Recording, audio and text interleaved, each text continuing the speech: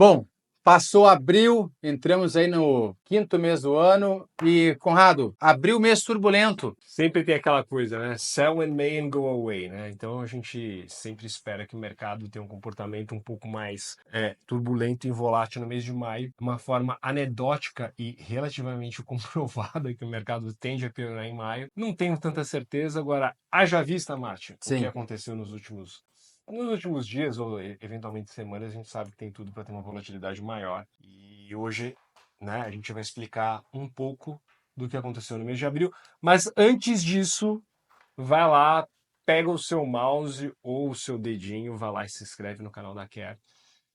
E, Completamente imparcial a informação aqui, exato, sem nenhum tipo então, de vínculo, e o que importa aqui perfeito. pra gente é você que está assistindo, quer alocar melhor, de forma inteligente, extremamente eficiente e barata, é conosco, take care. E vamos lá, Mas Conrado, vamos lá, abril. se inscreve no canal, hein, pessoal. E É ativa o isso, sininho, como tá? se você... Exatamente. Diga, Martin, vamos lá, vamos começar. Bom, a gente teve um abril um mês completamente, começou abril, eu lembro que nos primeiros dias ali, primeira semana foi completamente turbulenta, muita gente preocupada em zerar a posição americana, inclusive. O que te chamou a atenção em abril? Conta um pouco pra gente, Conrado. Abril foi bem turbulento, né, Martin? Se a gente tiver que elencar aí uns fatores que a gente colocou.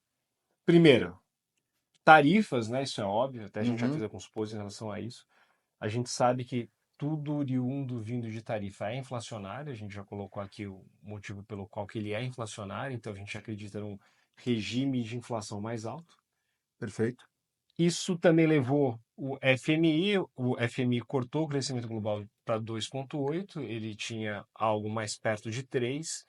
Então, o que o mercado fica muito preocupado, né, um movimento onde cresce menos e com mais inflação é relativamente ruim, e isso faz com que você gere uma aversão maior a risco, tá?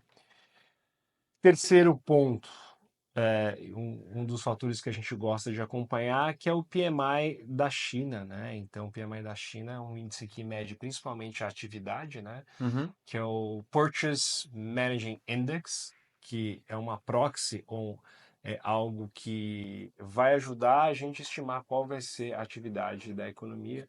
E lá, nesse último mês, ficou abaixo de 50, então mais um outro fator aí trazendo um medo e ajudando, né, a aumentar a aversão a risco por conta dessa diminuição do nível de Cara, atividade. e faz tempo que esse indicador não fica abaixo de 50, né?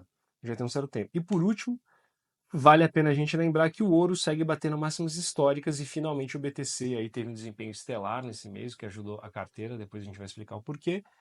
E ouro segue sendo a melhor estratégia para você surfar nesse ambiente que a gente está desde 2020, né? Porque o que acontece? O ouro começou a performar muito bem nos últimos anos por conta dessa impressão maciça de dinheiro, por conta desses estímulos, né? Principalmente por conta das economias desenvolvidas, e agora performando bem também por conta do ocaso do dólar. Então, o ouro, nesse cenário que a gente estima aí, onde a gente tem um movimento inflacionário e ainda com os bancos centrais, de uma maneira geral, ainda refutando ter um movimento mais abrupto em relação ao nível de taxa de juros reais, a gente vê o ouro ainda performando muito bem. Perfeito. E é isso. Então, a gente está num ambiente de escalada, né, de guerra comercial, China e Estados Unidos. Lembre-se aí que o Trump ele suspendeu por 90 dias qualquer outras tarifas que não a China, então o recado é bem em relação à China. A Uhum. gente sabe que a China é o principal contestador da atual hegemonia americana, e aqui eu já falei até em outros fóruns, né, que hoje a gente está caminhando para um mundo multipolar, onde a gente tem os Estados Unidos como se fosse uma fortaleza, e cada vez mais voltado para dentro dele, não que ele se importe com o resto do mundo, mas assim, ele não vai mais ser o xerife do mundo e não vai mais ficar bancando esse déficit comercial gigante que ele tem, e para piorar também um déficit fiscal que a gente sabe, porque pelo fato dele conseguir imprimir dólares e o dólar ser uma moeda de reserva global, ele tem digamos assim, essa moleza Uhum. na questão fiscal, e a gente sabe que isso tende a acabar, e é por isso que o juro longo americano não deve cair muito mais do que esses 4% que a gente tem visto, tá? Perfeito. E para complementar, a questão do FMI realmente reduziu o crescimento, como a gente falou antes, E a gente tem aí um cenário de economia americana esfriando, com uma inflação mais alta, cambiando com um ambiente de stagflation, que a gente sabe que isso é ruim para ativos de risco. Mas ainda não estou tão comprado, eu não acho que a gente vai ter uma recessão. Eu acho que a atividade lá vai continuar relativamente alta, apesar dos últimos números de atividade e emprego é, estarem mais baixos. Mas eu ainda Estarem acredito que o menores, mas um cenário patamar é alto ainda, né? alto, né? Mas então a gente está com uma economia ainda não tão pleno emprego que nem a gente tinha antes, né? Então a gente fala que as medidas, principalmente onde a gente tem, falando bem economês, né, em relação ao hiato do produto, então isso dá uma medida de tal forma com que a gente consegue mensurar se a economia tem capacidade de ir numa velocidade de cruzeiro não inflacionária. Então a gente sabe que as pressões inflacionárias elas são, digamos assim, mais perenes do que era nesse decênio de 2020, 2010, perdão, a 2020. Então a gente tem um mundo mais multipolar, a gente tem um mundo com mais inflação, a gente tem um mundo mais dominado por questões mais idiosincráticas e não tão globais, digamos assim.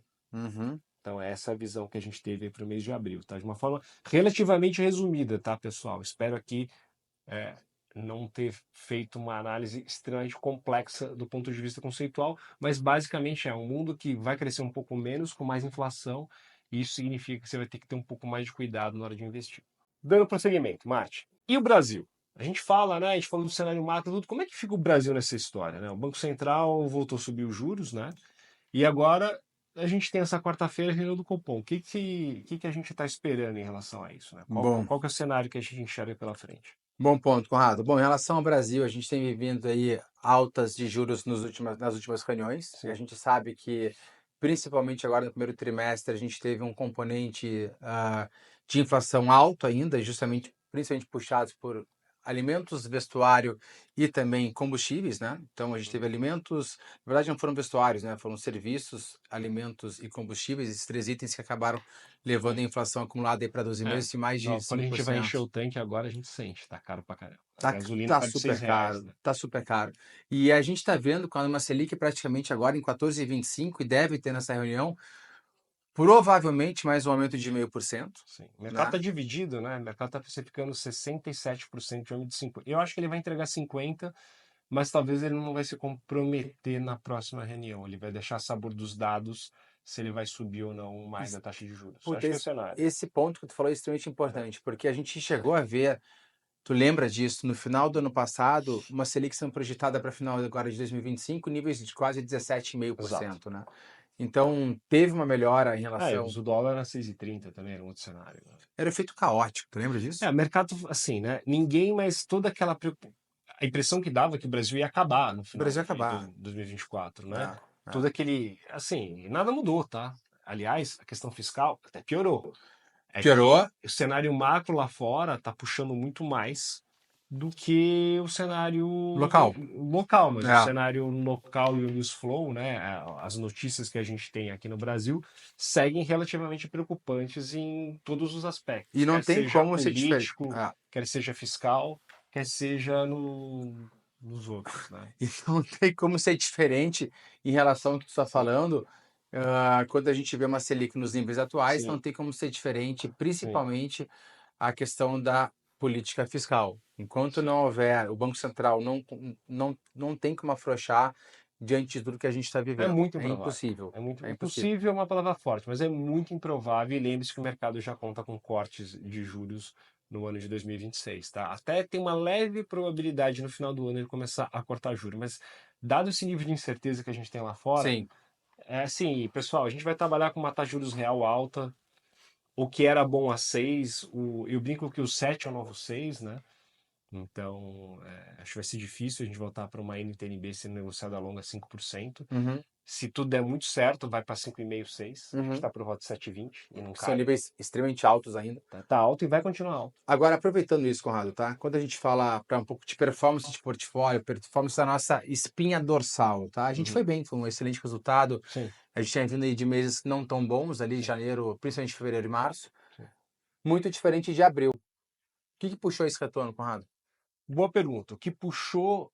a performance em abril foi basicamente 3 ou 4 componentes que é da nossa carteira. Então a gente faz com que a carteira tenha uma performance relativamente robusta, né? Como diria o Ray Dalio, nos fundos dele, é uma carteira que suporta qualquer estado climático, né? Qualquer Uhum. evento climático. Basicamente foi títulos ligados à inflação, porque a taxa de juros ou a curva futura de juros caiu 1%, então isso teve uma contribuição muito positiva no resultado do mês. Fato. Criptoativos, ou blockchain, como a gente gosta de dizer, né, Martin? Colocando uma maneira, Uhum. dando uma roupagem um pouco mais chique. Teve uma performance muito boa, só para vocês terem uma ideia, o BTC, que é o Bitcoin, subiu 12% no mês, zerando as perdas no ano. Aí, por N motivos, acho que até foge um pouco do fórum aqui, até a gente pode estar no meu pessoal, vou explicar um pouco mais, mas teve um desempenho muito bom.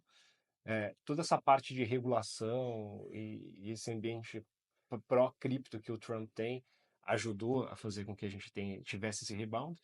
E o queridinho de todo mundo que é o ouro, né? Então até eu brinco aqui com outro associado aqui que a gente tem na empresa, que a gente tem uma meta monetária que não é dinheiro, que é ouro, né? A gente brinca aqui quantas toneladas de ouro que a gente tem que ter em termos de meta de riqueza, né? Mas brincadeiras à parte, Marte, a gente está num cenário onde realmente o ouro faz cada vez mais sentido, porque a partir do momento que a gente tem, né, os diversos bancos centrais mundiais se diversificando do dólar e com essa pressão inflacionária ainda alta, o ouro faz muito sentido aqui na nossa carteira. Sim. Isso que tu falou agora, sabe que é a gente estava comentando o nosso contato na Suíça, né? Em breve a gente vai ter novidades sobre isso. E ela falou que teve uma procura muito grande nos últimos trimestres, tu vai recordar, do latino-americano procurando ouro em O estado metal latino-americano mesmo, né? descobriu, Estado físico. sendo que o turco e o indiano já investem muito em ouro, até por questões que vêm desde religião e até do ponto de vista de ancestralidade, né? Isso está muito irrigado na cultura deles, já investem em ouro há muito tempo. Mas cada vez mais o ouro vai ser um ativo que vai ser incorporado tanto do ponto de vista nas finanças pessoais e na carteira dos principais bancos centrais, né? Mas nessa história toda, né, Marty, a gente olha, né? Quando a Uhum. gente, principalmente a gente fala aqui com os nossos clientes, né? E aí a gente olha, né? Por que que a gente vê tanta carteira que a gente recebe, né? Principalmente que a gente migra, e vê tanta carteira travada, mesmo com juros altos, né? E com os ativos performando e por que que essas De forma carteiras ainda não, negativa. não têm tanta rentabilidade como deveria ter, né? Isso que eu fico surpreso, né? Bom, a gente tem visto aqui na Kera, Conrado, a gente tem tido uma migração muito relevante aí de outras corretoras que tinham lá assessores e Sim, consultores que cuidavam, eram responsáveis por essa conta, e essas contas estão chegando aqui na Kera. E basicamente o que a gente enxerga aqui é uma má distribuição quase completa das contas que chegam aqui, por classe de ativo, por estar com uma concentração e daqui a pouco em emissores de crédito, por exemplo, a gente vê o boom de ofertas em relação à captação de crédito nos últimos anos, e por conta disso houve uma venda quase que exacerbada, né? Uma distribuição muito grande dessas linhas, dessas classes de produtos, e hoje a gente está vendo que essas carteiras estão pagando preço, porque a sim. gente viu taxas lá IPCA mais no passado sendo distribuídas com Ah, um alto índice de comissionamento, e hoje, por conta da curva de juros, naturalmente essas carteiras estão IPCA mais performando 6, mal. né? Tanto é que a taxa de juros futura cedeu, mas o juro real, né? Exato, Não cede muito, exato. cede muito pouco. Mas é claro, assim, para a gente já falou sobre isso diversas vezes, todo cliente que chega aqui na Quero, a gente fala sobre isso, que é a questão do como é importante, aqui esse é o nosso papel, como é importante saber como que está sendo feito o investimento, como é que Sim, é importante compreender o balanceamento da carteira, como que é importante saber para onde que está indo. E a gente vê que as pessoas muitas vezes não sabem como que elas estão investindo. E pode ser sim. feito de uma forma muito mais simples, muito mais barata, naturalmente muito mais líquida também, a gente preza por Muito. isso aqui na Care, mas de forma geral as carteiras não estão performando muito bem, de novo, má distribuição, concentração em classe ativa, principalmente a gente vê aí inflação ou até mesmo, e a gente vê aí também fundos de investimentos, né, Conrado, fundos multimercados, que tiveram resgates atrás de resgates nos Sim. últimos trimestres, nos últimos anos, prejudicando a performance da carteira. Então, por mais que a gente tenha né, uma estrutura de portfólio, um ABC assim, muito bem feita, Hum. ela, por conta até de liquidez, essa carteira performou mal nos últimos, talvez aí 24 meses, tá? Sim. Então por isso que muita gente tem ficado no bancão, aproveitando um juro alto, só que isso não significa ganho real no final das contas. Por quê? Porque provavelmente essa conta vai estar travada, essa aplicação vai estar Sim. travada e não vai ter uma liquidez aí desejada, como que é o que a gente faz aqui. E aí, Conrado, aproveitando um pouco, a gente tem no nosso portfólio cripto e ouro, a gente falou muito bem Sim. aqui sobre a questão de ter esses ativos na carteira. Ainda vale a pena ficar com esses ativos na carteira, Conrado? Ou foi sorte? É uma excelente pergunta, né, Martin? Principalmente um investidor, pessoa física e um institucional, ele tem uma visão um pouco diferente aí, dada toda essa experiência que a gente tem de mercado, de tesouraria, de mesa proprietária, de fundo, é, ainda faz muito sentido as duas classes de ativo. Uhum, Primeiro, motivo. Motivo que eu já falei e repito. Ouro é o principal hedge ou principal instrumento que você tem para se proteger nesse cenário onde você tem mais inflação, os bancos centrais saindo do dólar uhum, e num cenário onde a gente não sabe até que ponto vai ter desdobramento, porque tem uma crise de dívida no mundo desenvolvido, né? A gente uhum. fala que essa questão fiscal aqui no Brasil ela é importante, só que o estoque da dívida lá fora é infinitamente maior, porém com uma taxa de juros menor, e é por isso que a conta fecha. Mas a gente está num mundo ainda inflacionário, no mundo inflacionário com questões fiscais, o ouro deve performar muito bem. Salvo que a gente tenha alguma crise muito forte, e aí até o ouro, de uma maneira geral, ele deveria a não ter uma performance tão estelar assim, ainda performando melhor que as outras classes de ativo. Então não vai dar 30% ao ano. Sempre não, né, Márcio? Não Tá vai bom. acontecer. Mas a gente sabe que a gente tem aí uma probabilidade relativamente alta de ter uma performance ainda muito boa, talvez uns 7, 8% ao ano, tá? Perfeito. É isso que eu estou mirando. Então, aqui a gente investe com o objetivo de médio e longo prazo, né? Ninguém tem uma cabeça de market time e tentar acertar aí o ponto de mínimo e máximo de mercado. Isso não existe, pessoal. Outro ponto que é muito importante a gente falar é blockchain ou Bitcoin, né? Como eu gosto de falar assim, é uma classe de ativo ainda que tem muita convexidade, né? Uhum, E o que foi interessante esse mês, que apesar de todo o soluço que a gente teve na Bolsa Americana, geralmente blockchain ou cripto tende a se comportar como se fosse uma bolsa americana, um Nasdaq com esteroides. uhum. E não foi o que aconteceu esse mês. Foi o primeiro mês que, apesar de toda essa volatilidade e toda essa questão em relação a risco, a gente teve um comportamento muito benigno nessa classe Teve de uma ativos, até descorrelação que relevante, né? foi o que eu falei. Eu sempre comento aqui, a partir do momento que quebra a correlação de blockchain com os mercados tradicionais, é a hora que o ativo vai andar.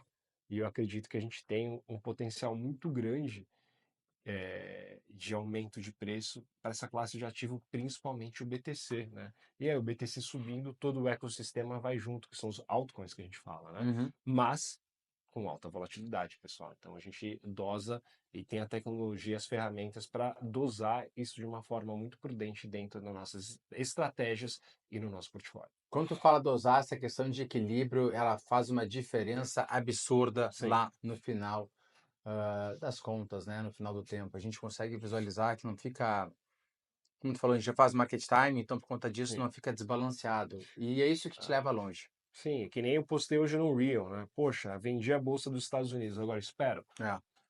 Cara, vendeu a bolsa logo uma semana ou dois do Liberation Day, né, Martin? A Aham. bolsa já tá em níveis mais altos que o Liberation Day já. Já. Liberation Então, Day foi aquilo que começou em abril, que a gente está falando agora há exato. pouco, né? Quando teve lá os Estados Unidos se tornando independente da China através dos tarifaços do Trump. Enfim, outra coisa que é muito importante a gente levantar em conta, Martin, que a gente fala, né? E principalmente quando a gente vai conversar com os nossos clientes, eventualmente os nossos próximos, né? Uma coisa que eu vejo muito qual que é o recado final que a gente dá, né? Principalmente para quem está inseguro com os rumos da economia, né? Porque é, toda essa incerteza econômica, e sempre vai ter, porque a vida é feita de incerteza, né? O mercado é feito de incerteza, mas a gente está num momento que agora esse nível de incerteza está um pouco mais alto. Então, qual que é o recado que a gente pode dar para essas pessoas? Como que a gente aconselha eles a navegar nessa turbulência de uma forma mais segura? Bom, Conrado, para mim fica muito claro, a gente fala sobre isso aqui na Care, tá? Não dá mais para investir como se investia lá em 2015 e Não. 2019, o mundo está completamente diferente, aquele vício em juros baixos, como tu sempre fala, ele realmente não, ele, né, a gente tem que se caracterizar isso, a gente está vivendo num mundo muito diferente do que a gente viveu nos últimos anos e, por consequência disso, a alocação ela precisa ser adequada. Isso não significa fazer market time, mas fazer um balanceamento para nova Seja, vida o real. mundo de investimento de fundo imobiliário. Olha que eu já investi bastante em fundo, tá? Em 2019. Já era. Ações que pagam dividendos, já era. Ficar acertando qual que é o cavalo da vez ou qual que é a ação, já era. Fundo multimercado, pior ainda. Aliás, se você tiver uma maneira, instrumento de me deixar ficar vendido, eu fico, tá? Quando brinca na questão de entrar short em um fundo multimercado. Mas basicamente, e para ser claro aqui, o objetivo, se nós formos levantar em conta que se tu tiver uma alocação, né, e aqui na Quero a gente faz isso, onde o propósito da forma como está sendo feita a alocação é claro, esse, essa alocação é extremamente líquida, e ela possui uma diversificação muito inteligente e muito balanceada, e aí não feita por uma teoria qualquer, né, Conrado? A gente brinca aqui, eu passei por algumas crises, mas por quantas crises tu passou, Conrado? Bom ponto, né, Martin? Eu passei. A gente brinca que a gente tá vintage, né? Aqui depois vocês fazem a conta aí. Mas eu comecei no mercado no final de 97. Então eu peguei.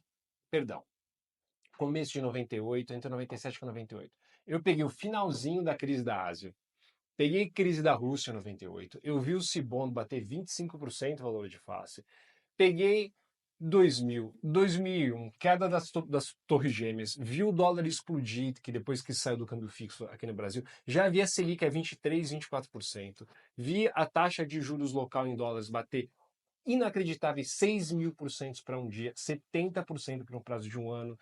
Depois peguei também a Global Financial Crisis nos Estados Unidos em 2008, subprime, vi tudo isso, vi limites de alta no dólar, Sim, depois crise da zona do euro em 2010, 2011, 2015, Brasil, Wesley Day, Covid e cá estamos em 2024. Martin, o que está acontecendo hoje no mercado é um passeio no parque. é um passeio no Uma parque. volatilidade, desculpa, ridícula, pessoal. E por que eu enfatizo isso? Aqui a gente tem as ferramentas e a tecnologia e principalmente, né, Martin, cabelo branco, não só na cabeça, mas a gente tem as ferramentas que vão ajudar vocês a navegar de forma correta e prudente no mercado. Esse é um dos principais diferenciais que a gente tem, além da forma que a gente aloca.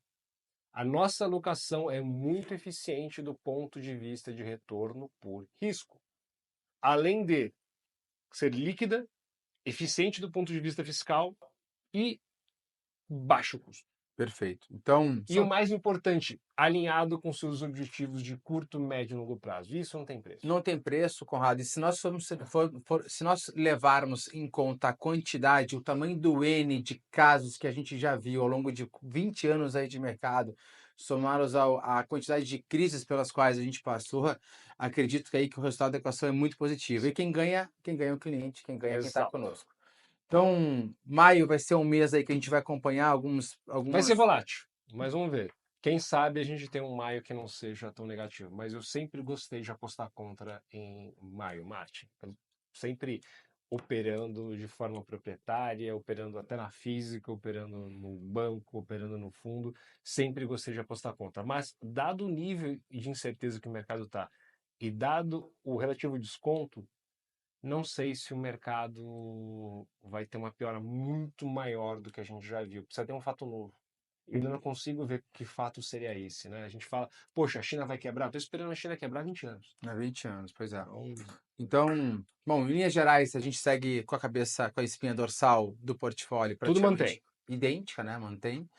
e naturalmente a gente vai entender os objetivos de cada um para tomar a melhor decisão. E, Conrado, da minha parte, É isso, e lembrando, fazendo aqui meu CTA final, aportes regulares é a forma mais segura de você construir capital de forma inteligente ao longo do tempo. E, mais uma vez, se inscreve no canal, ativa o sininho, take care na escolha e siga a gente nas redes sociais. fica na escolha e um feliz maio. Até mais. Falou!